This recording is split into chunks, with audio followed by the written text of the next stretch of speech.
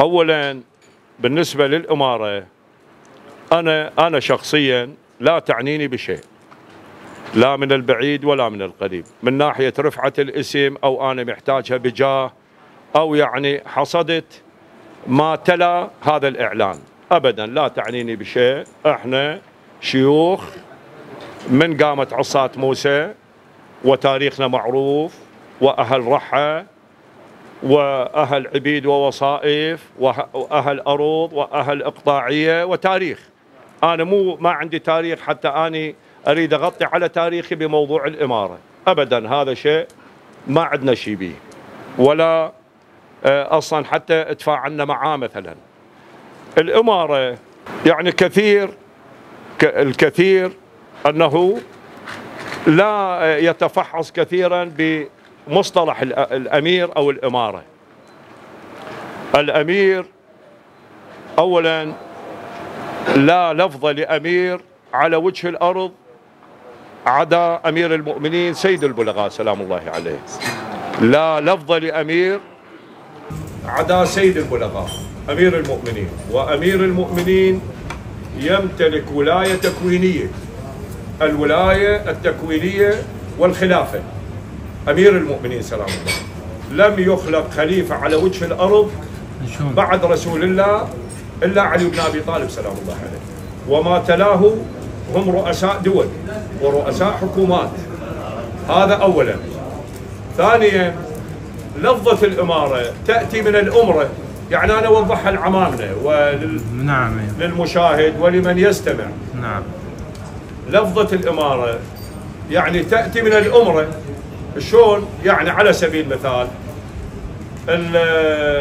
قبل أوجد أو تم إنشاء مصطلح في عهد العباسيين سموه أمير الأمراء، وهذا من حول أشخاص، والأشخاص طبعا ما عملوا به جيدا، بحيث بعد فترة كونوا ثروات هائلة لهم ذولا تحت عنوان أمير الأمراء، لأنه هذا عنده حكم مطلق أمير الأمراء. وبعدين ما لبث أن تلاشى، هذا واحد. وبعدين الأمرة بلا إطاعة شنو فائدتها؟ ولا يطاع الله من حيث يعصى. أنا آمر ومدعي بالأمرة، وهي مضاهاتها يعني مرادفة لكلمة شيخ القبيلة. وأضرب لكم مثال على سبيل المثال، سابقا كان وبمكاتباتنا القديمة كان يسمى رئيس القبيلة أو العشيرة، لا وجود لكلمة شيخ ترى، والشيخ استحدثت لاحقا بعد 2003 بعد السقوط. والشيخ كانت كلمة تطلق على الشيخ المعمم الذي يلبس عمامة رسول الله، هذا الشيخ سابقا يعني. وبعدين يعني اشترك مع شيخ القبيلة بنفس المصطلح، هذا شيخ معمم وهذا شيخ عشيرة، واثنيناتهم شيخ. تلاشت كلمة الرئيس، بعد ما حد يكتب رئيس القبيلة الفلاني. هذا بالنسبة مصطلحات يعني عشائرية. نعم. اكو ربط مرات، اكو خلط يصير، وقال مثلا ابدا اكو واحد يقدر يناقش موضوع الولاية التكوينية وخلافة سيد البلغاء أمير المؤمنين مع أمير العشيرة، هذا أمرة عشيرة لا أكثر يعني. هذا ترتيبها. بالنسبة للحاجي بفترة زمنية معينة، تدري هاي قضايا، احنا إمارة بني كعب قديمة مو حديثة، وكان الأمير خزعل بن جابر بن مرداو الكعبي، وهم كعب عمامنا المكاسب، اللي هي موقع الإمارة وموطن الإمارة هم بالأحواز بإقليم خوزستان بالجنوب، وحصرا بالمحمرة والفلاحية. هاي بالنسبة لإمارة بني كعب، وكانت إمارة سياسية هاي بالحقيقة، يعني حالها حال أمراء الخليج اللي هو أمير الكويت وأمير قطر، وما يسموه مثلا ولي العهد سموه الأمير وكذا. احنا بفترة زمنية معينة يعني اللي صار بها إعلان الإمارة وكذا، احنا لم يتم التجاوز على المكون الآخر من بني كعب، بالعكس نكن لهم كامل احترام، عمامنا وأهلنا ومحبينا، ولا يمكن أن نغادر هذا الاسم. هذا الاسم يهمنا جميعا.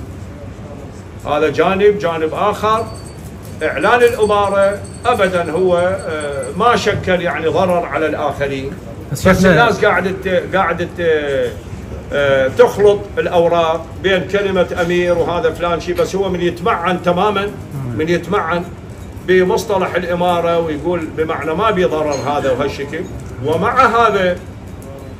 مع هذا يعني احنا من كان الإعلان وحصرا كان هو على آل حاجي، ما بيتجاوز على الآخرين، عرفت؟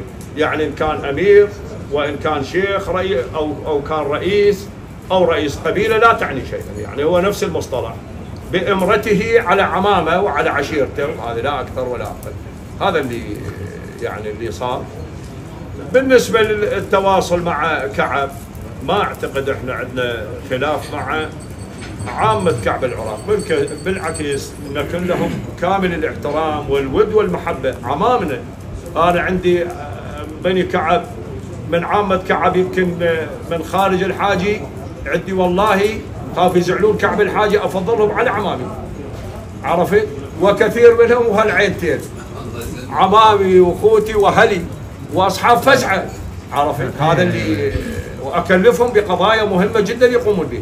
والله احنا عندنا بالمناسبات أهم مناسبة يمكن جنابكم تعرفوها، أهم مناسبة تمر بالإنسان هي مناسبة الله يعيذكم جميعا الحزن، يعني الفاتحة. أنا بالنسبة لي شفت وفاة والدي 2006 بكربلاء، ما شفت أحد وصل، يعني ثلثين كعب ما حد جاء. شنو السبب؟ ما أعرف، عاد السؤال إلهم يوجه مو إلي أنا. أنت شيخنا أنت أبدا، لا من شيوخ العشائر من كعب ولا من محافظات ولا غيرها. أنت وجهة نظرك. أنا ما أدري، السؤال مو إلي يتوجه، هذا السؤال يتوجه للآخر. يا بني ليش ما حضرت؟ أحدهم مثلا بعد شهرين صار تليفون، قلت له عمي الصلاة بها فضيلة وقضاء، الآن قضاء وانتهى واصلا، هاي هي. هذا اللي صار. هذا السؤال يوجه للآخر. يعني أني أحد الفواتح هنا ببغداد مرحوم مطلق عبد الصاحب الله يرحمه الأموات توفى سنة 2011، وانت حج عقيل موجود. احنا اجت الحاجي ببيارق وعراضات وموجودة موثقة، عرفت؟ وبعدها بعد مدة زمنية توفت والدتي 2015، ما شفت أحد وصل أبدا، ولا حتى تليفون أضعف الإيمان.